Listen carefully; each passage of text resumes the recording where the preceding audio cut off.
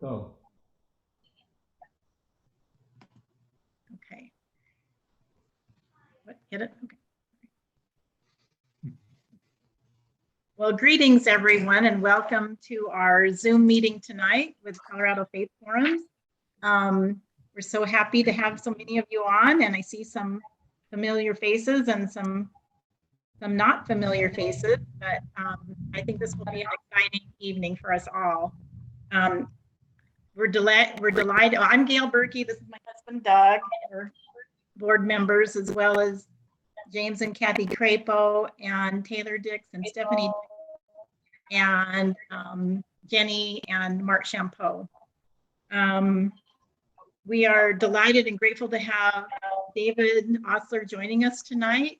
I read his book a year or two ago and was just so impressed and realized the importance and necessity of this book and others like it to help during this kind of turbulent time in the church. So for those of you who are not familiar with Colorado Faith Forums, for a quick introduction, we started about 5 years ago. Our first speaker was Laurel Thatcher Ulrich in January of 2007. And getting some feedback, so I don't know if everybody's muted. Okay, well, anyway, I'm hearing my own voice. Oh. Somebody hasn't muted yet. Okay. Anyway, let's all be sure we mute during this time, except for the person who's speaking. But anyway, we started about 5 years ago with, we've had a couple dozen speakers that we've flown out to the Denver area for a Friday or a Saturday night forum discussion. We also had 2 all-day Saturday symposiums, but since the COVID hit, we've had a few Zoom meetings and we're able to reach more people this way, and it's been a good way to do it as well. So our mission statement says that Colorado Faith Forums is a nonprofit organization that seeks to promote thoughtful and faithful discussions of LDS topics through various outlets, including periodic symposiums and forums. We seek learning, dialogue, and analysis of any issues concerning LDS religious belief and culture. We welcome a broad range of ideas and attitudes on these topics while maintaining a goal of promoting faith and constructive dialogue and avoiding negativity or animosity. We believe the organic development of such forums for study and discussion, encompassing a variety of perspectives and opinions, can lead to opportunities for increased understanding, knowledge, and discipleship. So we welcome you to check out our Colorado Faith Forums Facebook or website, coloradofaithforums.com. And if any of you would like to add your names to our mailing list, you could do that in the chat screen. So with that introduction, and we will have Jenny Champeau offer a prayer, and then Taylor Dix is going to introduce David, and then the evening will unfold magically.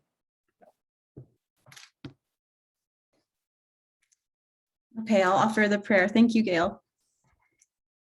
Our dear Heavenly Father, we're grateful for the opportunity to gather tonight. As we discuss together, please bless us with patience and with an increase of love for all of our brothers and sisters. Help us to have thy Spirit with us as we seek for greater understanding, and please help us in our journey as we strive to be true disciples. And we say these things in the name of Jesus Christ. Amen.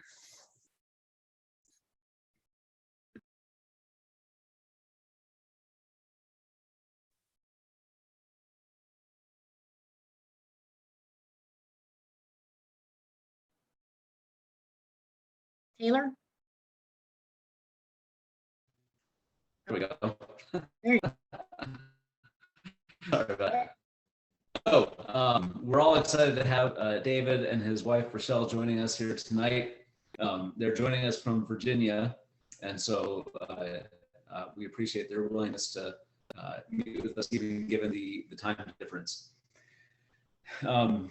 David has previously served as a bishop, as a stake president, as a mission president, and is now retired from a career in the healthcare industry. He and his wife Rochelle are the parents of 6 children. In large part, we'll be discussing David's book, Bridges, tonight.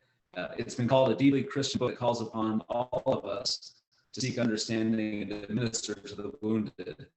Another reader called it one of the most important books I've read in the past decade. Patrick Mason, who's a noted voice in Mormon studies, has said that every member of every ward and state council should have a dog-eared copy of this book on their bookshelf. And then I also went through and looked at some of the reviews on Amazon, and they're deeply personal reviews. You know, many saying that this book was a literal godsend. It was a roadmap to creating Zion. It was a massive help to currently serving leaders. More than one said that if this book had come out 5 or 10 years ago, they might still be members of the church today.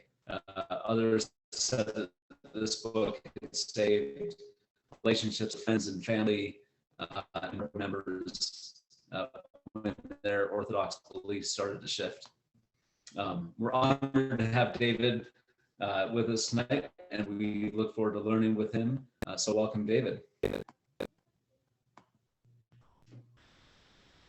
So I'm going to pass the baton first to Geraldine and then to Rochelle, and then I'll respond to that very generous introduction. Thank you, Taylor. You're muted, Geraldine.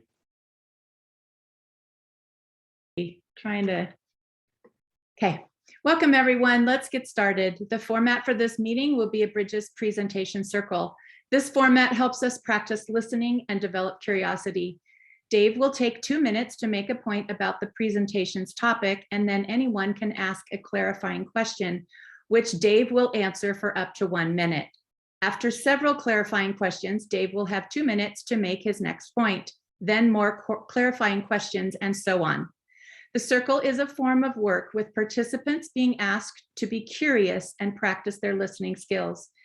We will use the 3 practices, which are: I'll be unusually interested in others. I'll stay in the room with difference. I'll stop comparing my best with your worst. Bridges presentation circles help us gain clarity about a single topic. You can relax, no one will call on you. We won't go around the circle or take polls. You decide if and when you want to talk. And it's okay to turn off your video or slip out if you need to. Just so you know, we record the Bridges circles for learning purposes.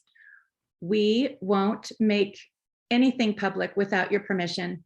Feel free to jot down notes to help you remember or your questions or something you want to say later. Our head referee will review the rules and explain them as we go. Our head ref tonight is Rochelle Ostler, and I'll hand it off to you, Rochelle. Good evening, everyone.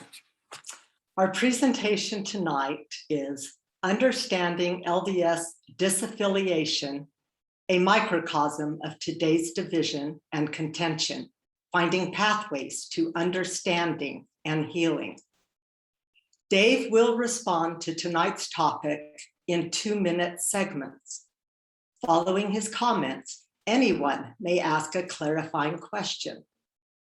Please note that the clarifying question must begin with the phrase, "I'd be curious to know." So let's practice that.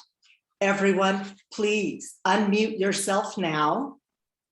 So unmute yourself, and on the count of 3, join me in saying, "I'd be curious to know." So here we go. 1, 2, 3. I'd be curious to know. All done, everyone. Go ahead and mute yourselves back up again, please. The primary skill we'll practice in this circle is learning to ask questions that are genuinely curious and get to the point in as few of words as possible. A big part of my job is helping you work on that skill. So I may lend a hand if you have trouble finding your question. Following each clarifying question, Dave has up to 1 minute to respond. The person asking the question may ask one follow-up question if they wish.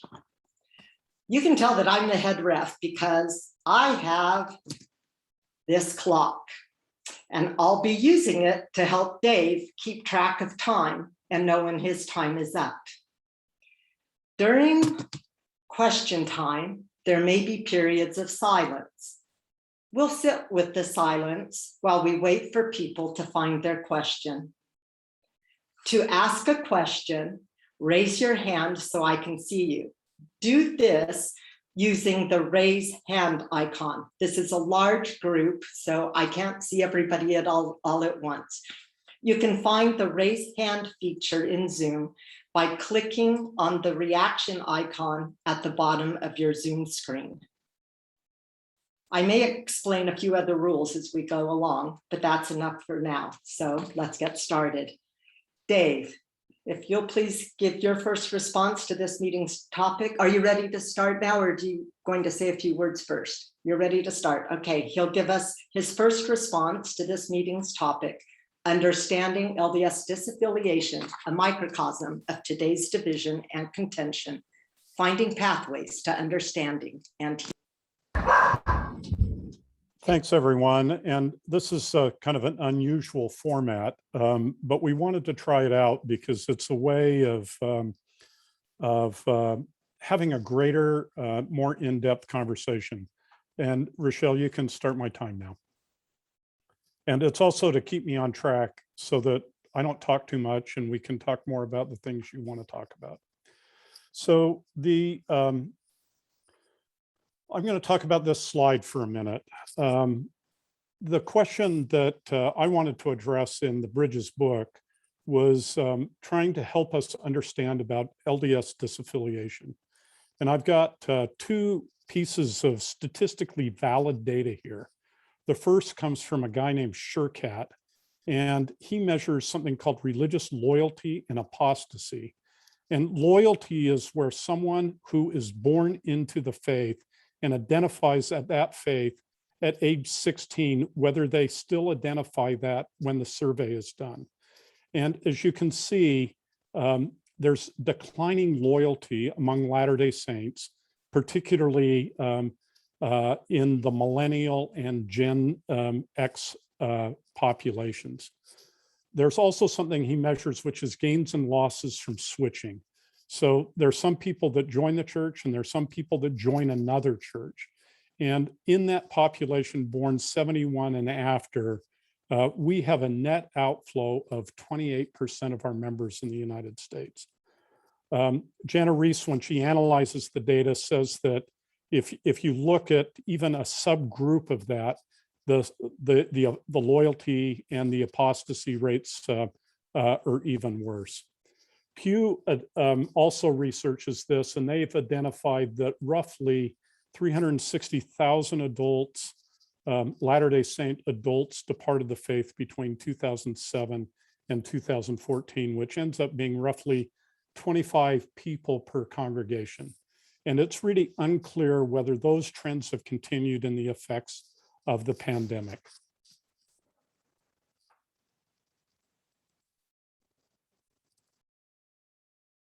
Unmute. All right, so for that piece, does anybody have any clarifying questions they would like to ask?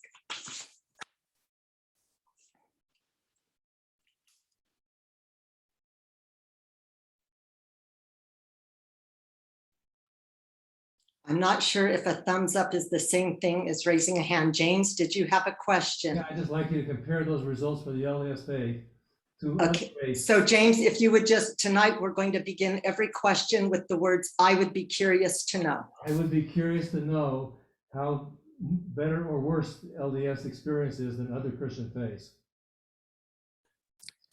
Yeah, so SureCat talks about this. I don't know, I haven't analyzed the Pew data, but SureCat says that so first off, all faiths have disaffiliation going on, in particular with the younger generations. It's sometimes referred to by Pew as the rise of the nones, N-O-N-E-S. These are people that once were religious and now don't identify as being attached to any single religion. Some of them still identify as being spiritual, but they don't attach to a religion. SureCat does say that disloyalty is higher amongst Latter-day Saints than any other major Christian group. James, do you have a follow-up question? Yeah, I'd be curious to know. I would be curious to know if you can tell us more about what you mean disloyalty is higher among LDS. So disloyalty is a term that SureCat uses. So it's not kind of an emotive term. It's his measurement to say, the way the survey happens with SureCat is the phone rings. Hi, we're doing a survey. Great. What religion were you at age 16? Well, I was a Latter-day Saint.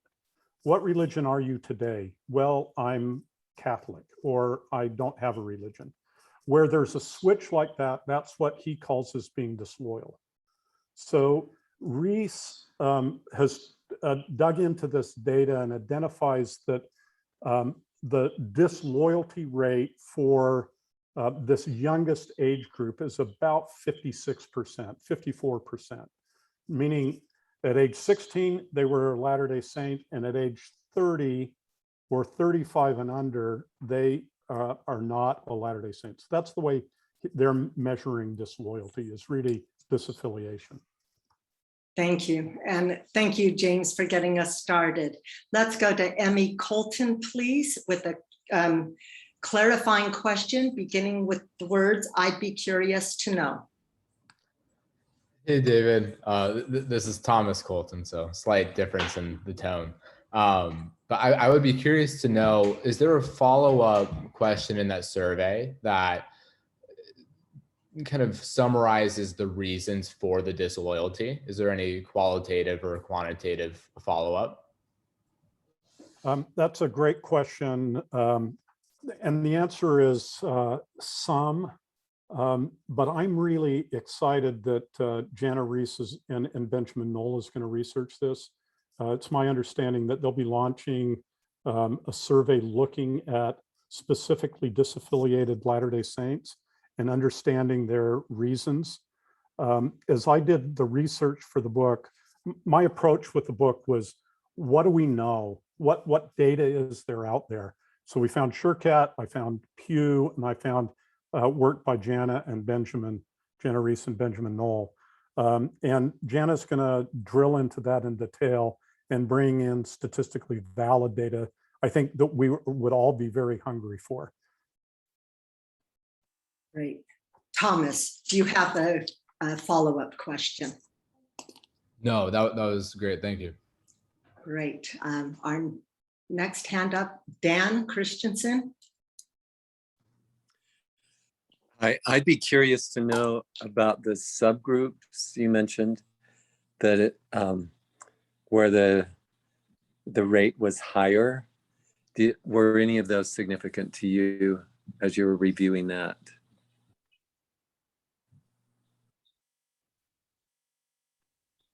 Yeah, so let's go back to the data. And if you just kind of look at it over time, look at that religious loyalty rate. So if someone was born over the age, or born 1925, this survey was done in 2014, there was very low disaffiliation. Less than 25% had disaffiliated. And those that did disaffiliate, almost all of them went to another church. That's what that religious apostasy means. So only 4.8% of people who said they were Latter-day Saints at age 16 ended up switching out and having no church affiliation. And the missionary program was highly effective. And so we benefited from converts coming in to the degree that our gains from switching ended up being 29%. And then you just take that through each of these are not generational cohorts, but they're close. You can see that they decline. My age group is boomers and Gen Xers. And you can see that gains and losses, it's only 2%. So we only grew net 2% with US adults for people born in those years.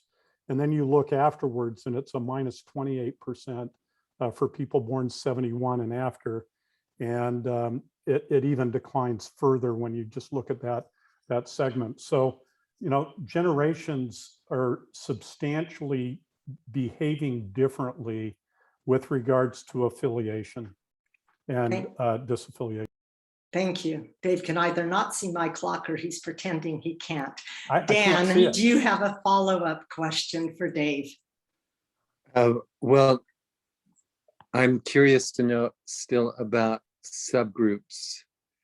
The term you used, was that just referring to age, or would it refer to people with certain interests, or like women, gender, LGBT? David, do you have a sense of the question? Yeah, I do. Okay. Thanks, Dan. SureCat doesn't break it out like that. I suspect he has the data in detail. I think that's where we're going to have to get it from Jana, because Jana will break it down that way. When SureCat and Pew do these national surveys, with Latter-day Saints being, say, a 2 or 3% of the national population, their numbers aren't huge enough that they would be able to break it down by region or by ethnicity, or by, they certainly could by gender. They couldn't break it out in other categories that might really be interesting. And I think Jana will be able to do that. Just knowing the data sources that she has, I think her sample sizes will allow us to get to some of those categories. Thank you. All right, we have a question from Reese Harper.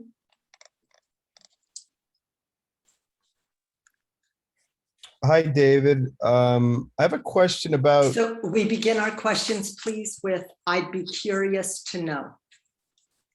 You'd think I would remember that after hearing it 10 times. I do the same thing. But I'm Go sorry, for it, Reese. You're Michelle, fine. thank you. So I'd be curious to know what sense you have around data from. This is all from what I'm gathering. This is the Pew and SureCat data ending in 2014.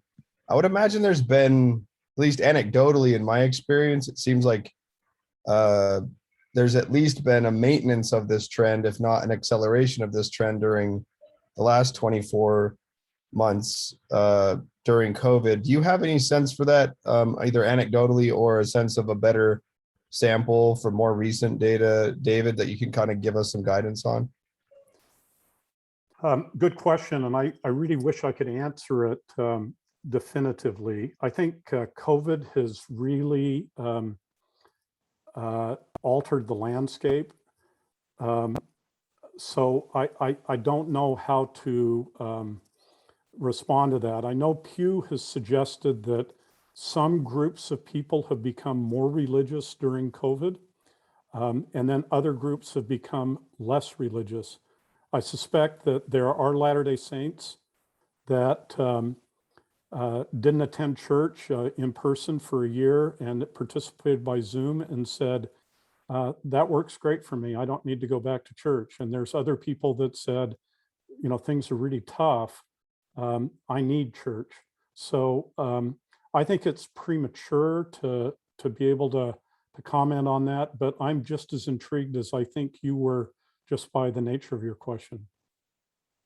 Thank you. We'll see if, Reese, do you have a follow-up question? You're good. All right. I think we'll go ahead, Dave, and have you move to your next slide, please. Great. I want to read you a story. This is a story about Amanda. I did stories in here because it gives the human dimension of disaffiliation. Amanda had the ideal Latter-day Saint upbringing, full of faith, testimony, and service. She served a mission and married in the temple. She has 4 children, and when I interviewed her, she was 34. While detailing her past activity in the church, she underscored her devotion, telling me, "It's hard to overestimate how 100% I was as a youth and young adult." She goes on and describes how she just believed everything. Amanda believes that she was taught that avoidance was the best way to deal with difficult issues. This message wasn't always overt. No one taught her a lesson on how to avoid difficult issues, but it was communicated culturally as others around her avoided difficult questions and discouraged unorthodox points of view. She was, however, explicitly taught to avoid any anti-Mormon literature because of its corrupting influence. Thus, in order to be faithful, she put different issues on a shelf to be dealt with later. In hindsight, she recognized that one of her first concerns developed when she was a beehive. Those are 12 and 13-year-olds. And she first learned about the race prohibition of the priesthood. That policy felt wrong, but she placed it on her shelf. For over time, her shelf was soon occupied by other issues she encountered as a youth and into adulthood. 2 years ago, her shelf broke. Over a long period of reading, she couldn't reconcile herself to doctrines and attitudes within the church. This is, I don't know how common this story is, but I encountered this story again and again and again. And this is what we would call a faith crisis, which is really a state of dissonance that happens that usually results into a loss of faith. And much of the book really focuses in on this issue. All right, we would like to have clarifying questions if anyone has one.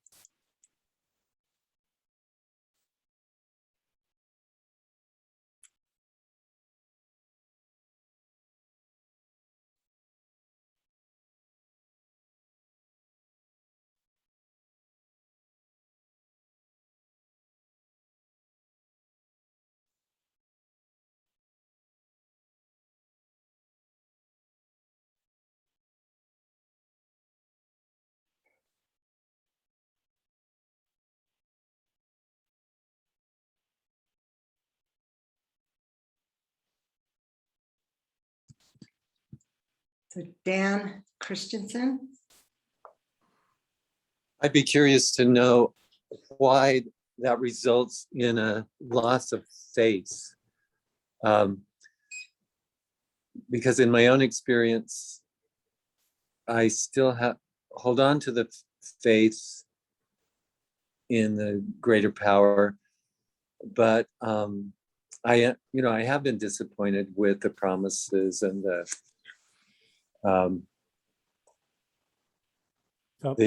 belief of youth. Yeah, so there's a psychologist, his name's James Fowler, and he has analyzed the development of faith through different stages of life. And when we're 5 years old, we basically adopt the faith framework of our parents. And over the course of our life, we develop our own frameworks.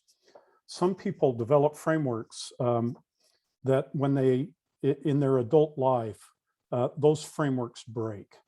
And they can break for a lot of different reasons. And I refer to that as some sort of trauma. And the trauma can come in different shapes and sizes, and it's really quite individual. And it really depends upon how it's felt by the person experiencing the crisis. And it can be, some church history issue, or it can be a personal trauma, a death, it can be divorce, it can be a lot of different things. But that's really what kind of triggers the whole breaking of the faith foundation. Dan, do you have a follow-up question? No, thank you. Great, thank you. Carla Gull. I'd be curious to know what the church could do now to help turn these faith crises into reimagining of faith as opposed to leaving of the faith? Yeah, that's a really good question. And it's one I spend a lot of time thinking about in the book, and I've written a fair amount, and we'll talk maybe a touch on that. But if I go back to Fowler, it appears to me that what Fowler is saying is that when we create very brittle and inflexible faith frameworks for ourselves personally, and that's contributed to by what we experience at church, that there's opportunities for that to break. There's other faith frameworks that tend to be more flexible, that allow us to incorporate disappointment in life, or becoming aware of weaknesses or mistakes, or being able to deal with dissonance and difference, that are more flexible. And it's my observation that people that have those faith frameworks are able to transition their faith throughout their life, incorporating their new experiences, not resulting in a crisis. Carla, do you have a follow-up question? Yes. So you mentioned that I would be curious to know. Yes. Trying to get there, but trying to frame it. I'd be curious to know regarding your comments on just the person's own journey, but then also what specifically within the church, I guess, could help with that personal journey as opposed to it just being on the person.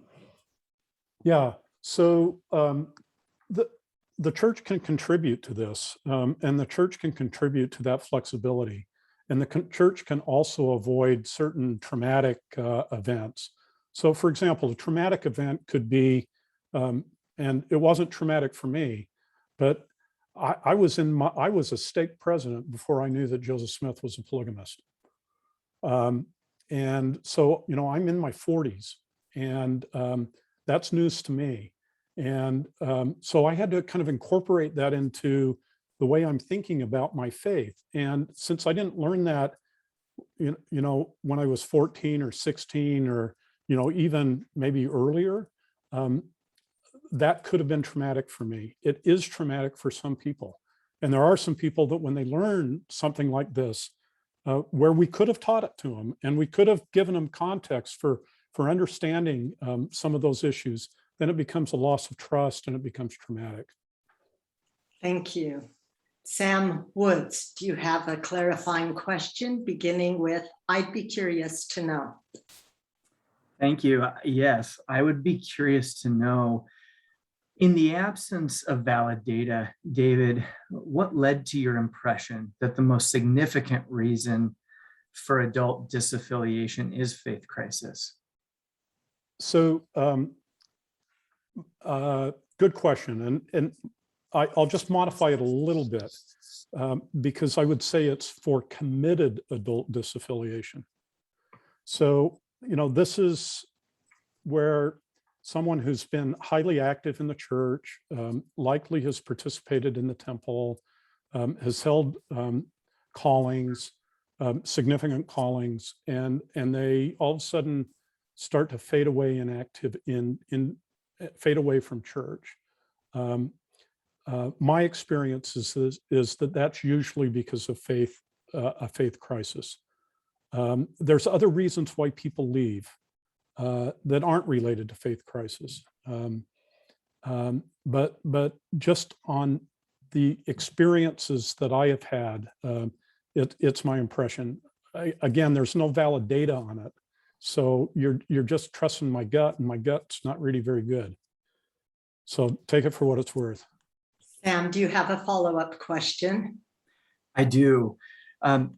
David, I'd be curious to know, for such committed adults as you speak of here, have you seen more success in those adults finding a new, more flexible framework, or trying to rebuild a more flexible framework out of the one they were given in the LDS affiliation?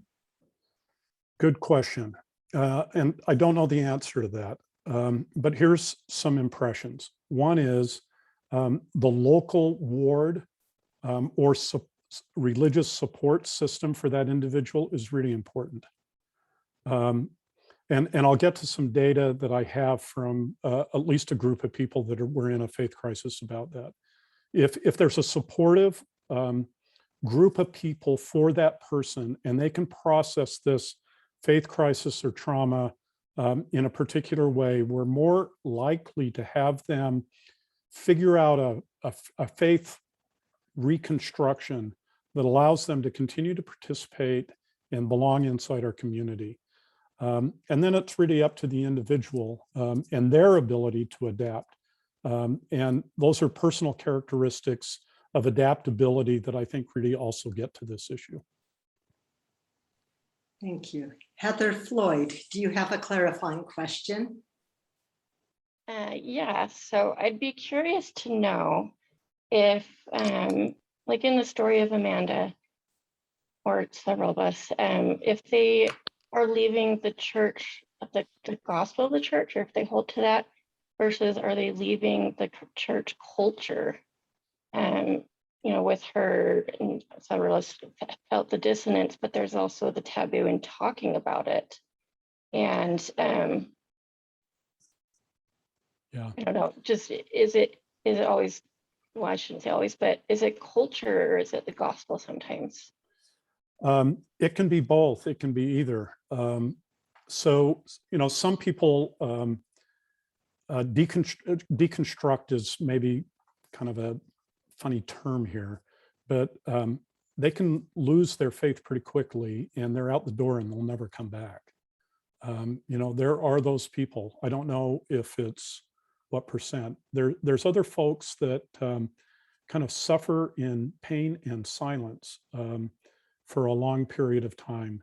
And they may participate, they may look like they're completely believing, and we may not have no idea about those little duck feet underneath the water that are paddling furiously and, you know, we just can't see. So I think there is a huge range of issues, some that are irreconcilable from religious belief, some that are cultural, and some that are really based on personal characteristics.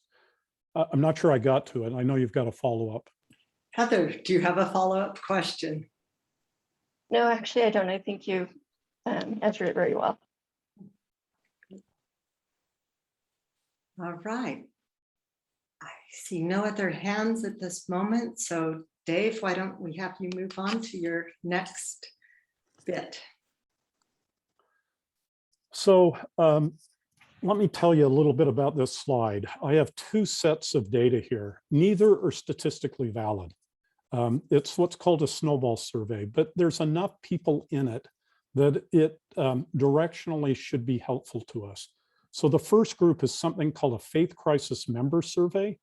320 people identified as being in a faith crisis based on that definition you saw on the previous slide. And these are the issues that contributed to faith crisis.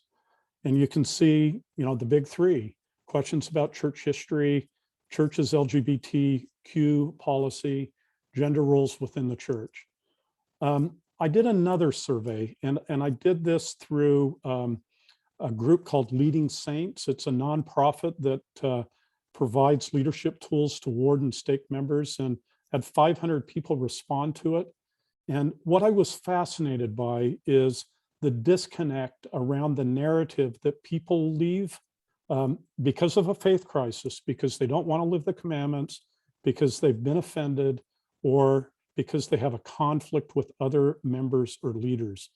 And leaders genuinely think that. I mean, that's what they're telling me in this survey. And again, it's not statistically valid, but it's not a bad sample.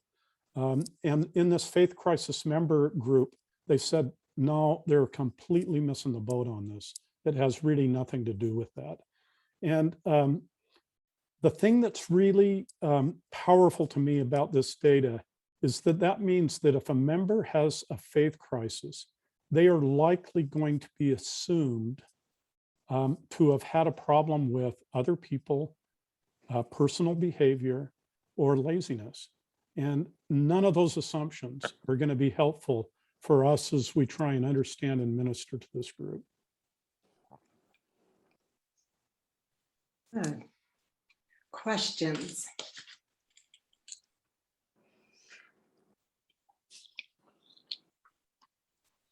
Candace Stevens? Beginning with, I'd be curious to know. I'd be curious to know if you have some idea about why this disconnect exists. Yeah.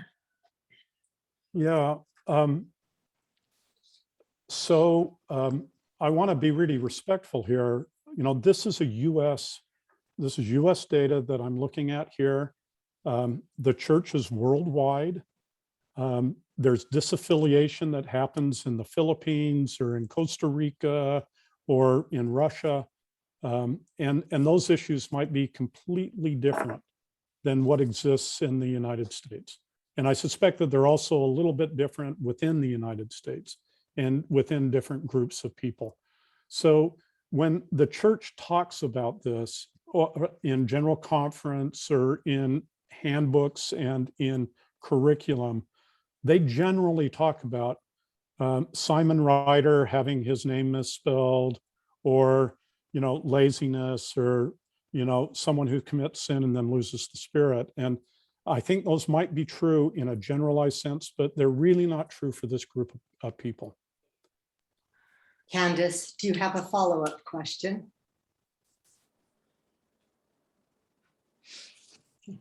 Thank you. I just want to mention here, I know Dave sounds like he's really, really smart sometimes talking all these numbers, and these questions have been excellent. But everybody is invited to ask questions. Truly, if I were in the group and asking a question, I'd be trying to figure out what it was I was asking, but I'd really want to be able to engage. And if we were in a room together, we might feel a little more casual. Please know that any question is an appropriate question, as long as you begin with, I'd be curious to know. And you don't have to think that you're smart. There's no judgment here. So with that, Jade, go for it. Do you have a question beginning with, I'd be curious to know? But I farted on you, right? I'd be curious to know if there are any efforts to kind of make this so it's not so divided, if that makes sense. Like, if there's any efforts to help local leaders maybe be more understanding of why people do have a faith crisis. That's a really good question. I did some other work with local leaders on whether they felt comfortable addressing some of these issues. And generally, local leaders are uncomfortable about addressing faith crisis. They don't know what to say. And I know from some of the interviews that I've done, when they do say some things, sometimes they don't say it right. Marlon Jensen was the church historian back maybe 10 years ago, and he describes how someone with a faith crisis goes into the bishop's office and says, "Bishop, I've got some problems." And the bishop says, "Well, you just need to pray more and do your home teaching."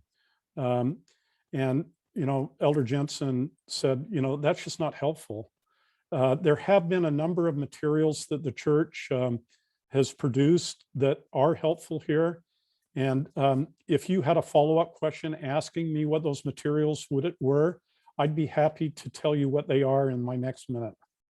Jade, do you have a follow-up question?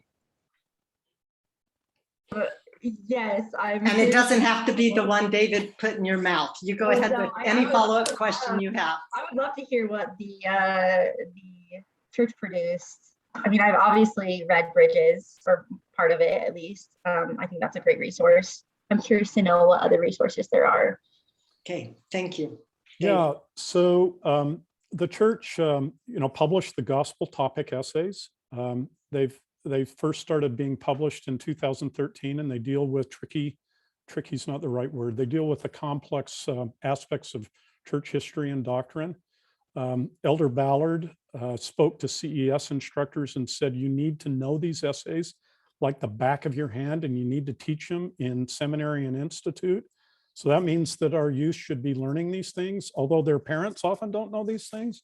So Elder Uchtdorf has talked about this and has mentioned that there's complex issues why people leave the church.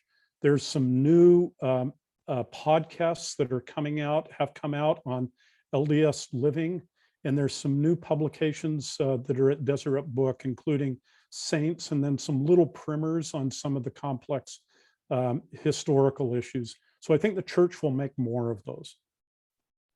Great. Rebecca Dockery, do you have a clarifying question? Rebecca, if you're talking, you're on mute. Okay, there we go. No.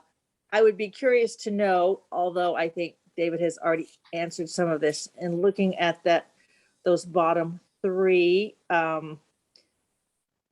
reasons or attributed, or that disconnect, versus the top group. If it's just easier to blame it on the bottom three, because actually having discussions about, say, the top four or even five is difficult, and leaders perhaps don't feel comfortable addressing those, or feel that they don't have the right answers, just don't have that knowledge base. I don't say that the bottom three are a cop-out, because I know some people who have been offended or have had conflicts. So you are curious to know specific.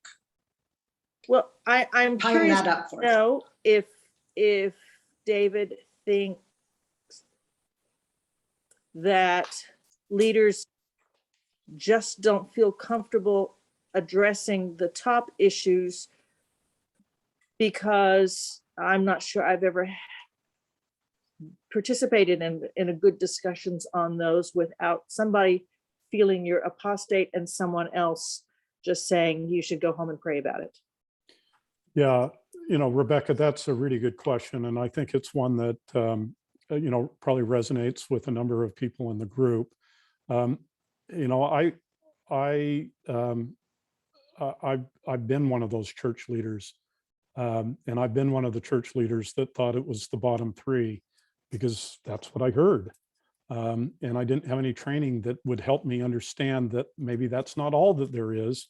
And maybe some of these other issues are pretty significant. It's sometimes a challenge in the church.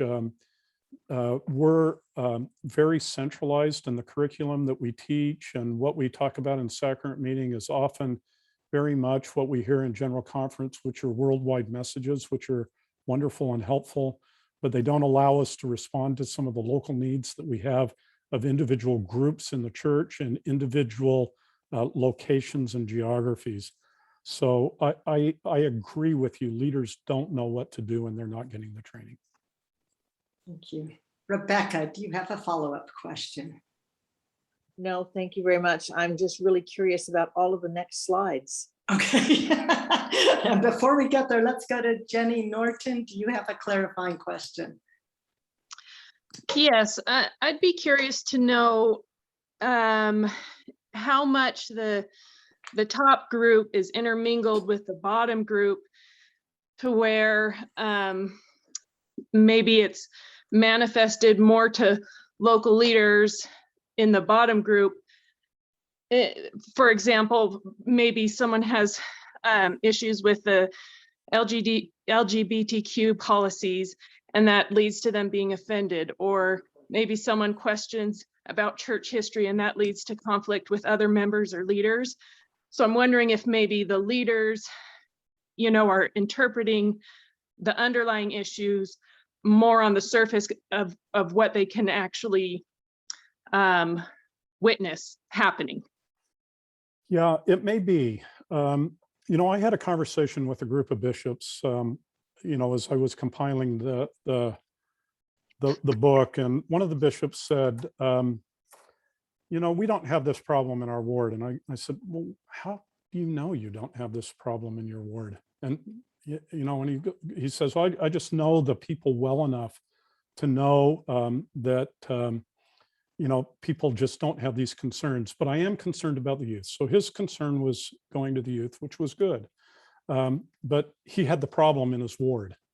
And it's a group of people that is in every single ward, I'm convinced, in the United States that has concerns about these. They do not know how to talk about them. They won't talk about them for the very reasons that Rebecca said. If you raise the issues, you're looked at askance sometimes. And so they may play themselves out later in those other categories, but initially they start in these first categories. Jenny, do you have a follow-up question?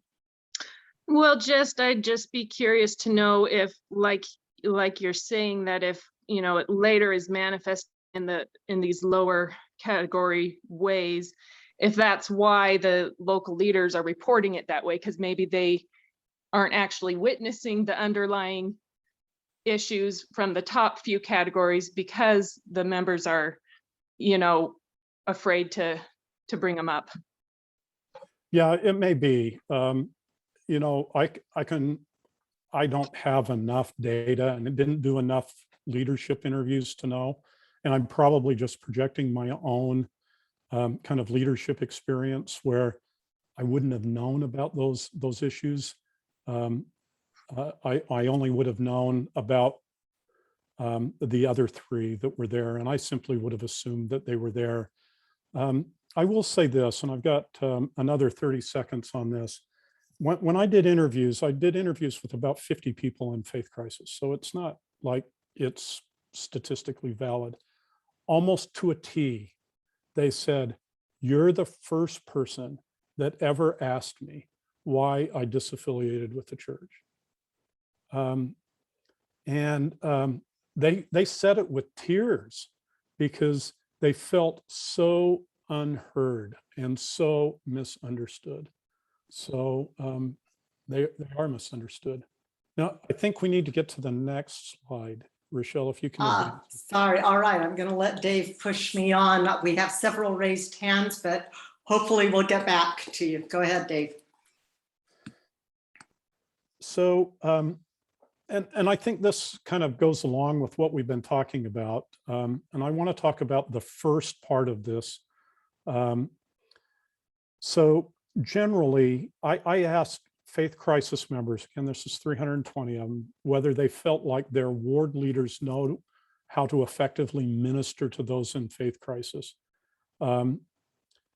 So 0 strongly agree, 4% agree. Again, not statistically valid, but 320 of them, only 4% had any sort of agreement to that statement. And then of this group of people, these are people in a faith crisis. These are not people who've disaffiliated. So these are people in a faith crisis. About 80% of them said, from the outside, I appear as a traditionally believing member of the church. I even asked them, do you pray? Do you read your scriptures? Do you hold a current temple recommend? Do you have a calling? And these are active members of the church. But from the outside, they appear traditionally believing, but on the inside, they consider themselves in crisis. So those reasons on the other slide, history, LGBTQ, gender roles, I think they simply manifest themselves as examples of 3 larger issues. And those are trust, belonging, and meaning. And this is where I think the flexibility that can be shown by wards and branches, by leaders, by family members really becomes important. So these groups of these people don't trust the church. I trust my local leaders to guide me through my faith crisis, 0 and 1. So that means 3 of them said, that means 317 of them said no.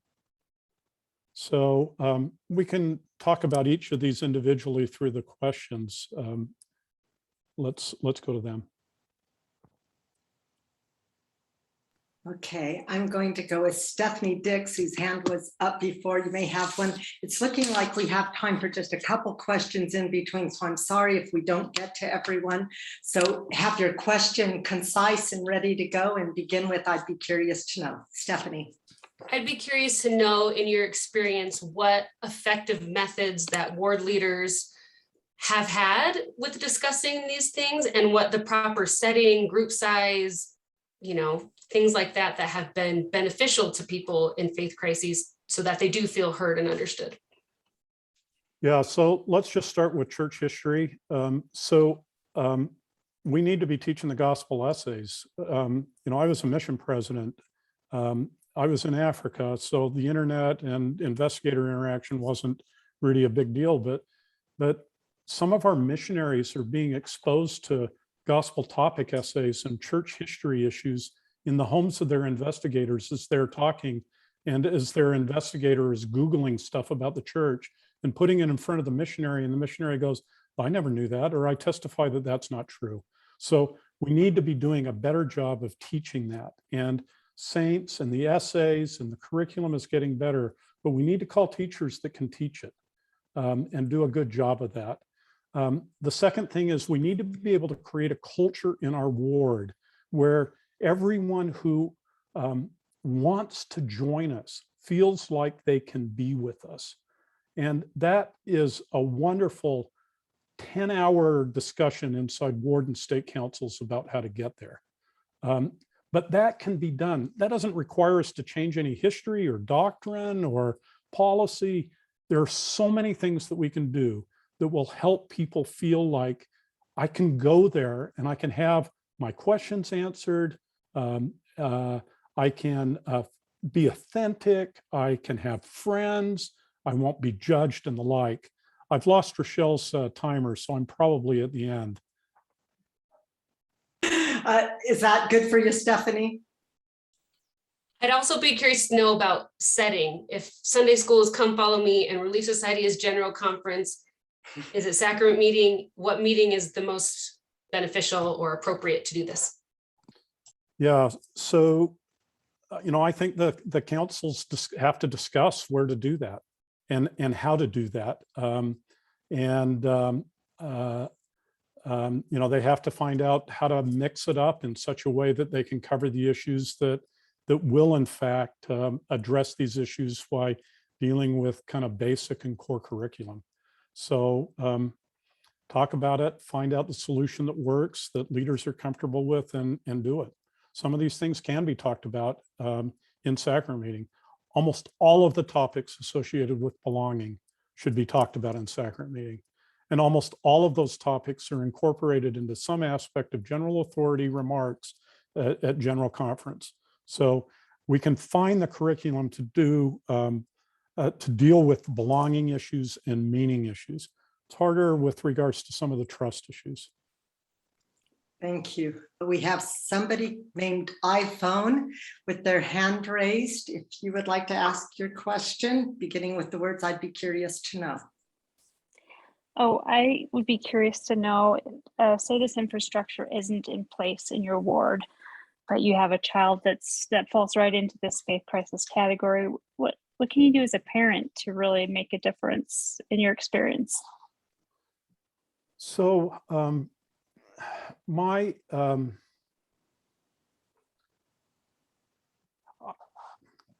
book's really a stupid book when it comes right down to it. Because really the whole thing about the book is listen. So if we're in a family and one of our family members is having a faith crisis, or we think they might be, or even if they're not, we should listen to what's on their mind. And we should figure out safe settings so that spouse or child or parent or whoever in that family has questions, that we become aware of it and that we honor those questions. And we know that they're important to them. I don't know if Amanda's life would have been different if she had felt she had been able to talk about those issues and not put them on the shelf, but I know it could have been. Thank you. Follow up on that, or can we go on? We can go on. Thank you. Thank you. Don't want to rush, but people are jumping in here. Lowell, I'm not going to even try. You're on mute. There we go. Yeah, okay, it's Cynthia, but I don't know. Thank you. Yeah, I would be curious to know if, and I'll try to word this as politely as possible, if you think people in Salt Lake care what you were talking about right now enough to do something about it. Even on a lower level, my stake president, who's a good man, told me that the gospel topic essays were for people who had questions and we were not going to discuss them as a whole in classes or in sacrament meeting. Well, you know, I can just tell you what Elder Ballard said, President Ballard said that, you know, seminary and institute teachers better be teaching these things. It was a CES fireside, I think it's 2016, November something. So, you know,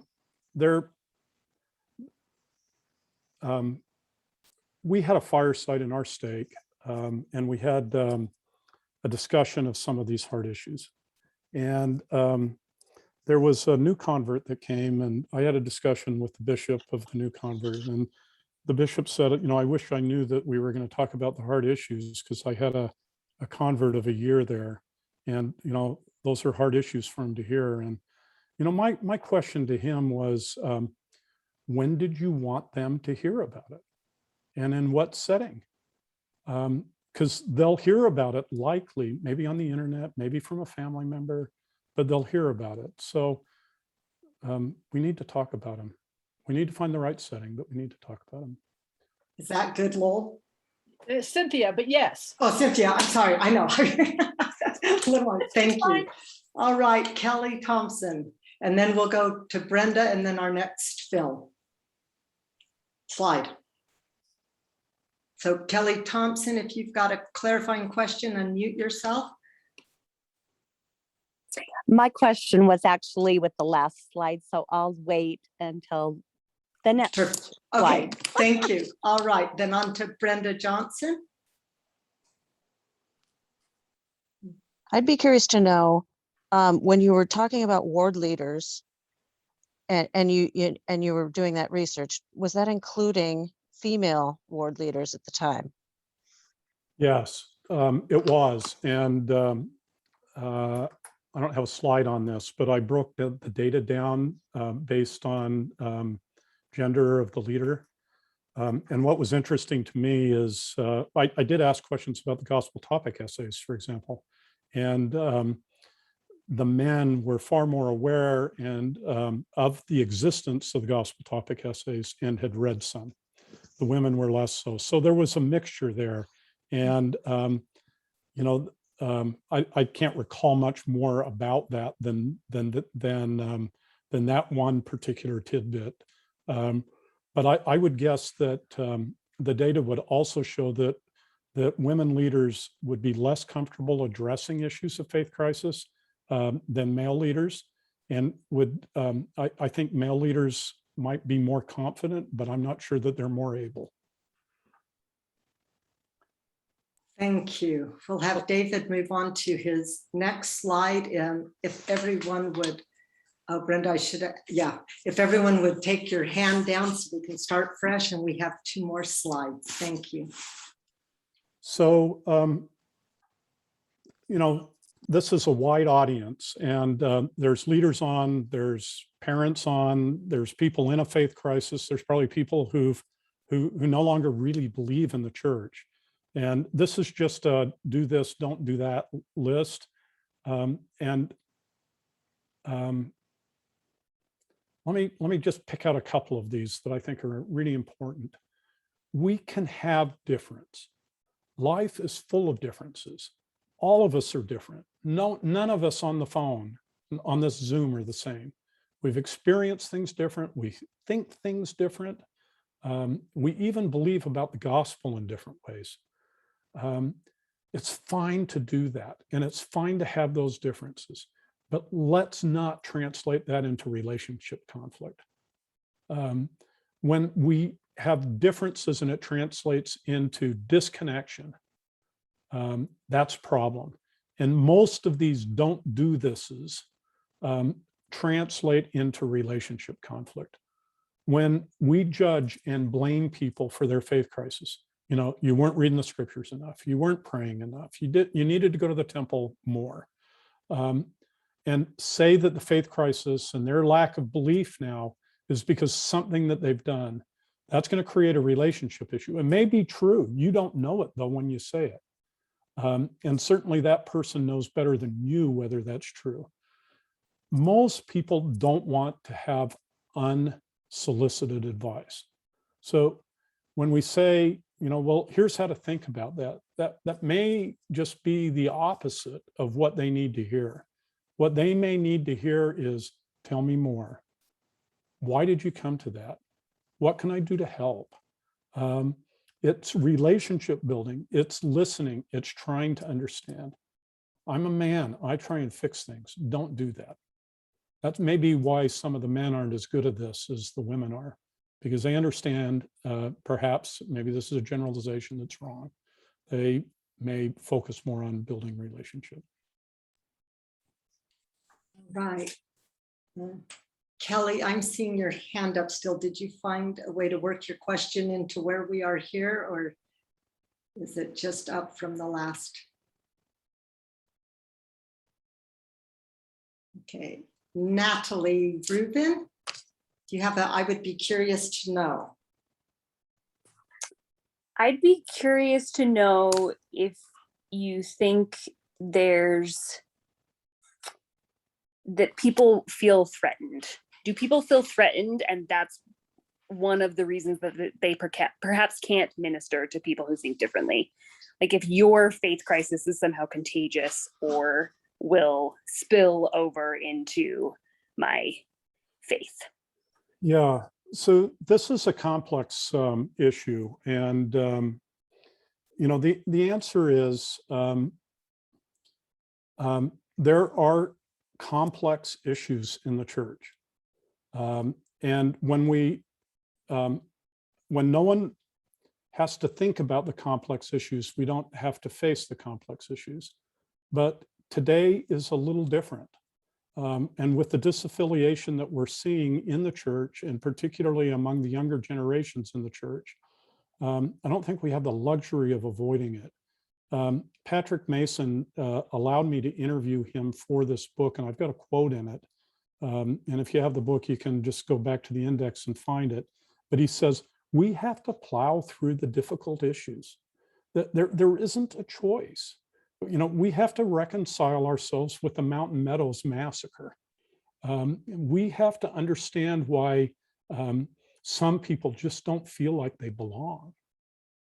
Thank you. Natalie, do you have a follow-up, or did that? Yeah, I think my second follow-up, I'd be curious to know if people are having a faith crisis, which you have described every single one of my friends who's left in their mid-30s, if the older generation and the leaders that you've interviewed just accept the lazy learner label, like what percentage would you say are actually curious to learn how to do this, and what percentage of the leaders that you've talked to do you think just accept the lazy learner label that we heard, you know, in conference and believe that about my generation? You know, I don't know the answer to that. I can only respond based on the interviews I did with people. And again, almost universally, they felt unheard. And I think one of the reasons why Bridges, we're still talking about it 2 years after it was written. I mean, I'm surprised we were talking about it 2 months after it was written, because there's a group of people that said, you don't know my story. Here is my story. Read this book. And if you read this book, you'll better understand who I am. And I don't know how many people have sent me a message saying, I've shared it with my bishop. I can't get him to read it, but I've shared it with him. But this is who I am. And you're telling my story. So I don't know. I'm not sure, you know, kind of the barriers that exist there. But if we don't break them down, nothing will change. Thank you. Elaine Johnson, do you have a clarifying question? beginning with I'd be curious to know. Yes, I'd be curious to know if you're going to write another book that addresses relationship issues with spouses who have different crises of faith. Oh, Elaine, what a perfect question. Thank you. So I did the book, right? And my publisher made me go on podcasts, and I went on this podcast with Alan and Katie Mount that some of you may be familiar with. It's called Marriage on a Tightrope. And it's a mixed faith marriage. And Alan and Katie said, why didn't you write anything in here on conflict within marriage, on differences of faith? And I went, I don't know. I just missed it. It just shows you how your own lived experience defines your universe. And Rochelle and I are on the same page with regards to faith. So it wasn't a conflict. So Alan and Katie said, do it, write a chapter. So I'm writing a chapter. And I've got my publisher to agree to publish it as a second edition or a free downloadable, and it should come out in the first part of 2022. Great. Elaine, is that good? That's exactly what I wanted to hear, because when I read Bridges, I felt completely empty afterwards. It was everything I already knew, and it had nothing for me. And I'm so excited to read your follow-up. Great. Thank you. Oh, that's setting high expectations, Elaine. All right, we have Pete's with a clarifying question. And then after Pete's, we're going to jump to Kelly Johnson, who had a question earlier, and she can work it back in here. And so we'll go with Pete's now, please. Yeah, thank you. I would be curious to know if there's an answer to this question. I look at this data and it's very insightful, and I wonder, are the brethren in tune with it? After Jana Reese's work, which was spectacular in terms of revealing a lot of this stuff, I wonder if the church said, gee, we should do our own study. And I'm guessing they did, because a lot of people I know received these surveys from the church with similar types of questions as if they were trying to formulate their own. Do you, David, or does anybody on this call know what came of that? And has it been used in any way to kind of deal with these realities? So the church has a very sophisticated data and statistical research group. So I suspect that they look at my book and they go, nothing new here. We knew all of that. Or, yeah, your data is not statistically valid. We know better than you, and they're probably right. I think the challenge is that, well, I have no idea what goes on in 50 East North Temple. So I really can't guess. But I do know that they have data and statistical people, and that they've been analyzing this. I've seen things that imply that they're trying to respond to this in different ways. So, I don't know what they're thinking, but I do know that they know this stuff. At least the statistical group does. Peter, do you have a short follow-up question? Yeah, my follow-up, I'd be curious to know if they're going, oh, shoot, now what do we do? Or if they're saying, maybe this should be handled at the local levels. Maybe it's better when the Ostlers of the world come out and so forth and figure this out themselves, instead of us trying to control it centrally. I really would love to know, where is this on their agenda? Are they going, shoot, we're stuck with this, or we can move forward and say some of the things that you're saying, David, on the record? Yeah. So, I think many of these issues are addressable at the local level. And I'm aware of many wards and stakes that before the book or despite the book are working on these issues. As I listen to conference, of course, since I wrote the book, I try and find threads that align with what I was thinking when I wrote the book, and there are a few, but there's not very many. Much of what we're hearing deals with, stay the course, stay on the covenant path, participate at the temple.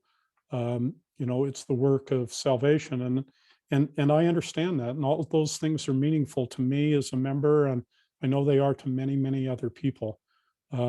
So I'm not sure where they will go with it long term.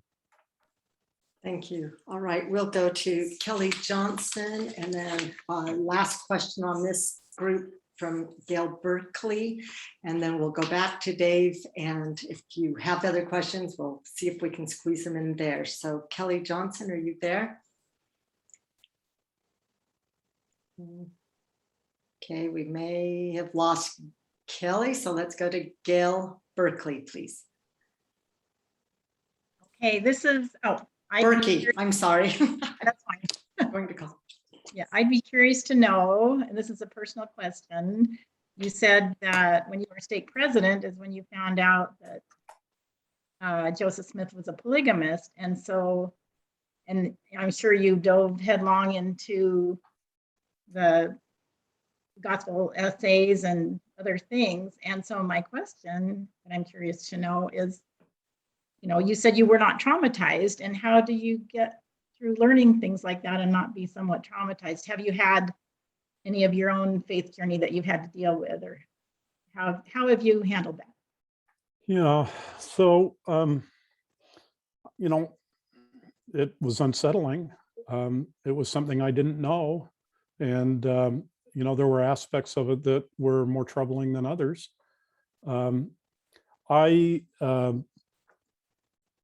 You know, I have my own personality makeup, and Rochelle maybe needs to talk more about this than me, but my whole career was built on what does the data say? You know, that's the way I made money, was and the basis of my career. So everything about the way I would function in my career was to learn something new from the data. So I wasn't locked in to a rigid framework around particular issues. So I've always tried to say, oh, that's new. Let me figure out how that fits into what I think and what I believe. Gail, do you have a follow-up question? I guess not. Okay. I guess that's a healthy way of being able to deal with it.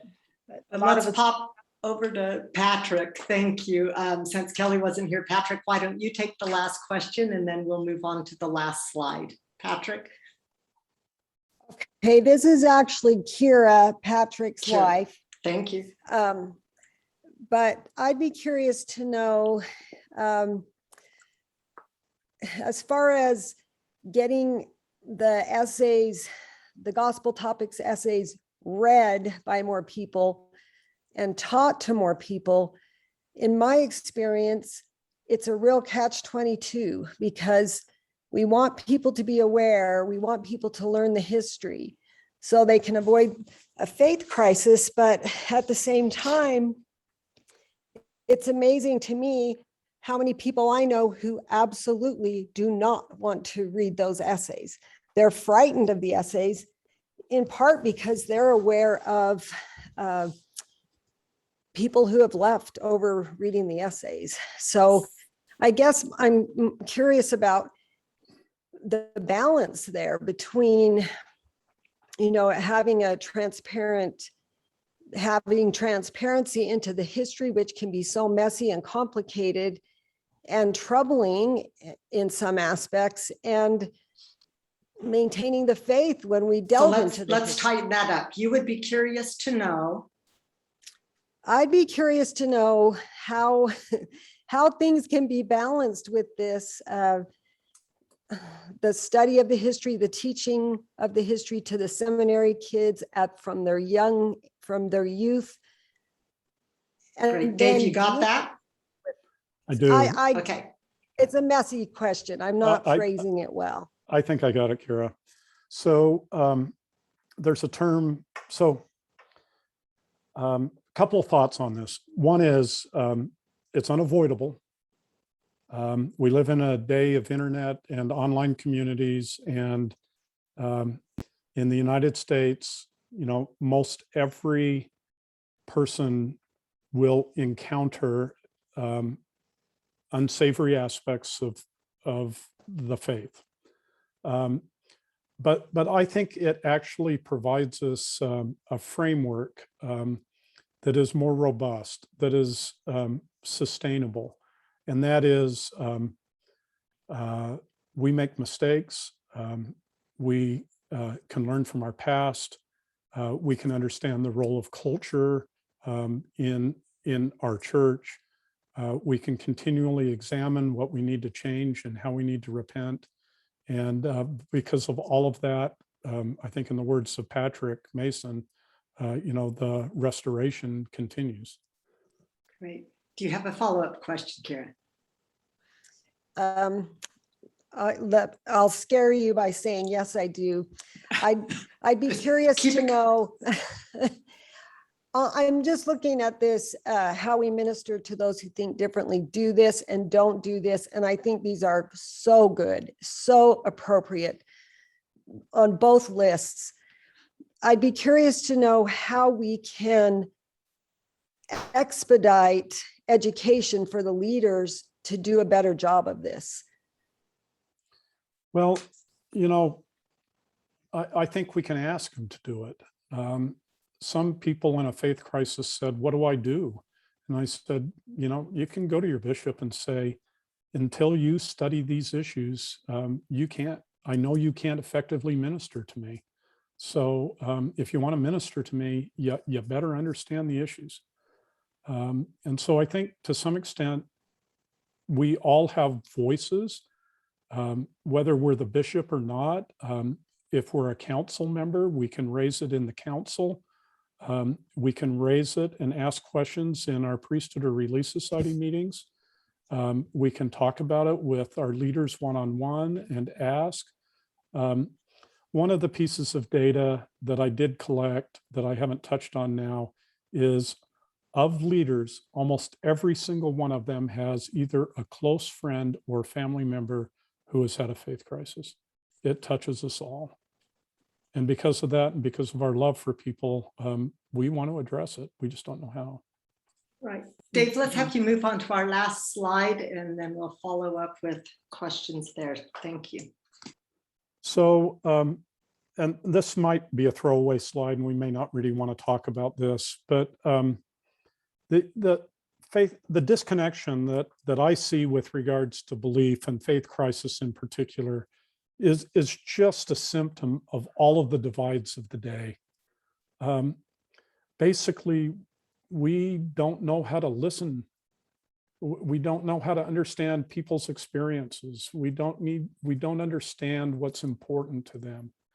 And we make all sorts of assumptions that the way in which I experience life is the way they experience life. And because of that, we dismiss them. And these issues, and in the United States, they're worse than they've ever been. And there's good statistical data that shows that. The political divide and the hatred that is there between Republican and Democrat, liberal and conservative, it is far worse than it has ever been. And but it's not just political, it's generational. It's based on sexual orientation or gender or national origin or any of these issues. And basically, we need to develop better skills. And if we don't, I have fears. I have fears for the church that what we're really seeing is all of these things playing themselves out simultaneously in a church setting. And I don't know if it's an existential threat to the church. I suspect it's not. I know the Lord's in charge, but it may be existential in other settings, in our families or in our communities or in our country. And so my next Bridges initiative is really to talk about how do we develop these basic skills. And I use kind of a moniker of Bridges, healing our differences as a way of healing our divides, as a way of kind of talking about this broad issue. So your questions don't need to be about this. This is more kind of a concluding slide, and the other stuff may be more interesting to you, but they're the same thing. Thank you. Greg Lindsay, do you have a clarifying question? You're muted, Greg. You're muted, Greg, so unmute and begin, please, with I'd be curious to know. I'd be curious to know if you think that some of this data has been out there, and if you have seen a trend in, be perfect, and you can't look at sin with the least degree of tolerance, to the talks now that we see saying everyone's imperfect. You don't have to be perfect to take the sacrament. You have to be more accepting. You have to be more open. Do you think this has been a result of the data that's been out there that the brethren may have access to? And do you think that that trend of more acceptance is the direction that may cause some healing and maybe help some people at their crises? I hope so. Again, I really don't know what goes on in 50 East North Temple, so I don't know what happens in any of their council meetings, and no general authority has called me up and said, Dave, let me tell you the inside play. But I know from the people I've talked to who've stepped away that we have to find ways to have more space for people that don't believe everything. I have an interview in the book about a high counselor, and his stake president required them to testify to, I think, 15 truths when they would speak in their assigned meetings. And this high counselor just could only speak to 6 of them. And the stake president ended up releasing him. And maybe that was the right thing to do, but this brother certainly felt like there wasn't space for him, even though he wanted to be there and he found value in participating in a spiritual community. Thank you. Greg, do you have a follow-up question? No, I don't. Thank you. Great. Carol's iPhone. Do you have a question? I do.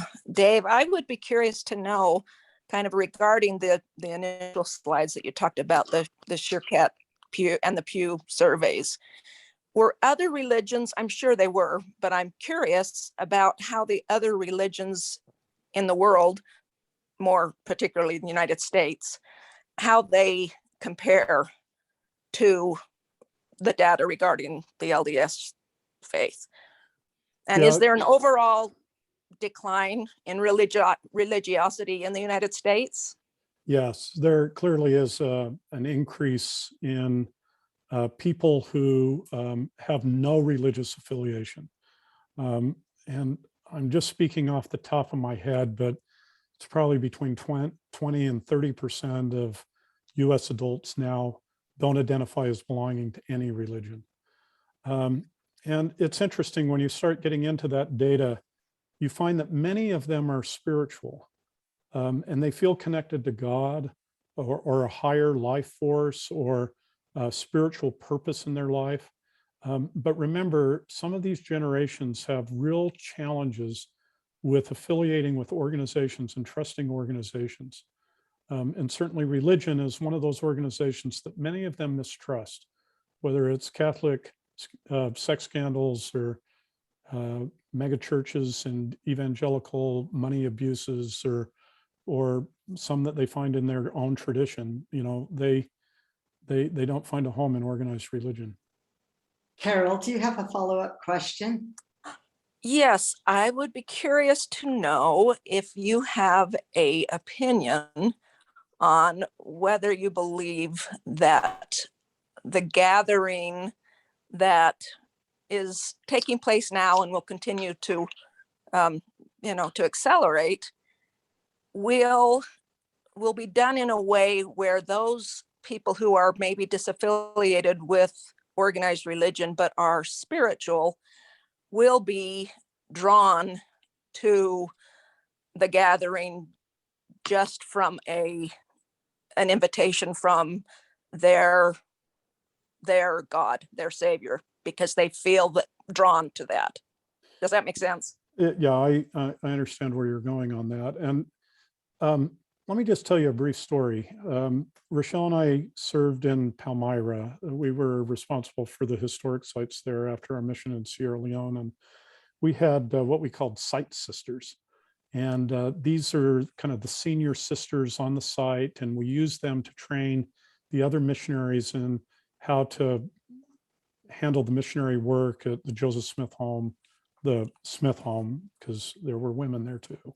But they brought in a really interesting training idea. They said that you have to learn the mission language. It's a section in Preach My Gospel. And that has really stuck with me, that people learn in their own language. And I'm not talking English here. I'm talking about their lived experiences. And if we can't speak to the needs, if it's okay, I'd like to just take 30 more seconds or so. If we can't speak to the needs of those individuals based on their terms, they will not understand the power of a message that we could provide to them. But we have to learn that language. So I think my call on the book is listen so that we can learn the language of the person that we're talking to. And with all the divides that we have today, that message is not going to be uniform. And we're learning that everyone is going to hear that in a different way. So that would be my hope. That is the hope of the gathering. Thank you. We had one question that came through on chat because they were having technical issues. The question is, I'd be curious to know what would be a better strategy than putting questions on a shelf. I've heard that before and have employed it myself before. What is a better response when someone expresses that they're struggling with an issue or doctrine? So I think the answer is to sit down and have them tell you. Again, my book's pretty stupid. It just basically says, become trusted, create a setting where they feel like they can be authentic, and let them tell you. You may not have an answer. Goodness, how many questions could we ask that have no answers about the gospel? We could have millions of them. So we don't need to have answers to everything. But what we need to have is enough connection with people so that they know we love them. We know that even if they believe differently, we're not afraid of them, that we care about them, that we acknowledge that their journey might be painful or difficult. And if we can do those things, I just think we're in such a better place. So, that's my hope. Thank you. I just saw that we have one of our friends from Sierra Leone on the call. So I'm just going to take a personal moment here and say, Allie, so good to see your name on the screen, out of body.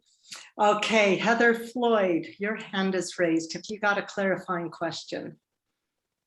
Yeah, I'd be curious to know. So for those leaders who do see what the kinds of things that we've talked about, how much leeway do they have in maybe creating a program or kind of stepping outside of the box and reaching out to people, and how much are their hands tied at all with that? So, all leaders function in a hierarchy. So every leader has a leader, at least on this earth. And so I think leaders make these decisions by having conversations with other leaders. But I don't know why you can't have a sacrament meeting talk on how to listen or how not to judge. I don't know why you can't create a monthly meeting for high school seniors where you review an essay or two or three. So much is possible within the handbook. Now, we can't change certain aspects that are difficult for people. We can't perform same-sex marriages in chapels, but we can go to them. We can do showers for people that are getting married in some circumstance that the church says isn't part of the doctrine, because they're people and we love them and we care about them and we want them to know all of those kinds of things. So much can be done there. And sometimes it's hard for leaders to get a little out of their comfort zone and to have these kinds of conversations with other leaders. But, you know, the alternative is that people disappear and Heather, they're hurt. do you have a follow-up question? Yeah, I would be curious to know how, just in your talking to various leaders, do you get the sense that they do feel comfortable stepping outside of the box? You know, I didn't. Just be honest, I didn't. I felt as a leader that my job was to be 100% obedient. So I modeled what I did based on what I saw in General Conference, which is the most structured and controlled setting for ministering. And, you know, part of my book, my introduction, is kind of a request for forgiveness and atonement for those mistakes. I wish I had worried less about that. I wish I had worried more about the person across the table from me that had a problem that I really didn't know. And instead of trying to formulate a response, I tried to formulate a question that would allow them to know that they could trust me with the issue that was bottled up that really was painful for them. Thank you. We have a question from one of the Berkeys. We're not unmuted now. This is Doug. I would be curious to know, in your perspective, how we might view the importance of acknowledging when the church has made mistakes, particularly as it becomes a source of trauma for people who have become disaffected. We certainly receive a message a lot about we shouldn't expect the church or the leaders of the church to be perfect, and yet we've also been instructed the church doesn't apologize. So I was just curious if you're giving counsel to leaders to that might be able to affirm a trauma in a certain way. How might you handle that? So it's easy for church leaders to apologize for kind of personal mistakes, either that they've made or other church members have made. It is harder for local leaders to apologize for general church mistakes because we want to be supportive and we don't want to criticize the church. And sometimes we don't know when something is a mistake and something is something else. So the way I approach it is I immediately jump to the words of Elder Uchtdorf, where he says, sometimes we have made mistakes. And there's 2 or 3 statements by general authorities, by apostles or members of the First Presidency that acknowledge the weakness of our leaders and the mistakes that we've made. And I just think we should normalize those statements. Why would we expect that they have never made mistakes? What about our doctrine? Or, you know, would imply that, but we hold on to this subconsciously in a way that becomes toxic for so many people. Doug, do you have a follow-up question? No, I would agree. I'm when President Uchtdorf or Elder Uchtdorf said that, it was such a revelation and it brought such joy to so many people in the church. I hope that they continue to share that message. The hour is late. You folks have stayed on and stayed engaged to the normal time. At this point in circles, we often do something called thank yous, where we can specifically thank people for how they've participated. I know I'm refereeing, but it's really not my meeting. I would like to take a minute, though, to say thank you to over 130 participants tonight for being interested in learning about how we can show greater concern and love for those who have questions in our faith, and that probably includes all 130 of us and those that we love. And you have had good questions. This is a different format.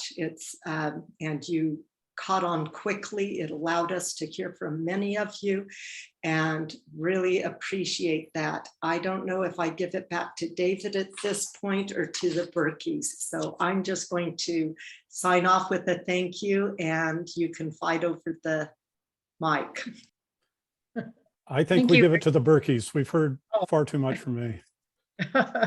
Well, thank you so much, David and Rochelle and Jerry, for all that you prepared for tonight. And this was a very interesting format, kind of a different way for, okay, sorry.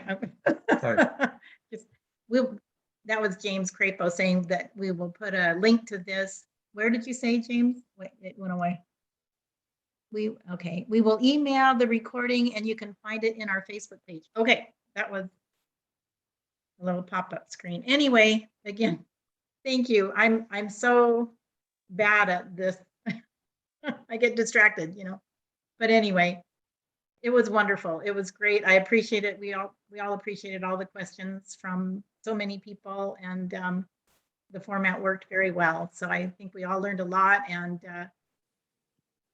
I think the book in particular is one that we can all hand out to our stake and ward leaders, and a lot of healing will be happening down the road too. So thank you so much, David and Rochelle and Jerry, for all of the work that went into this. And to everybody on who participated and just watched and learned, thank you for joining us tonight.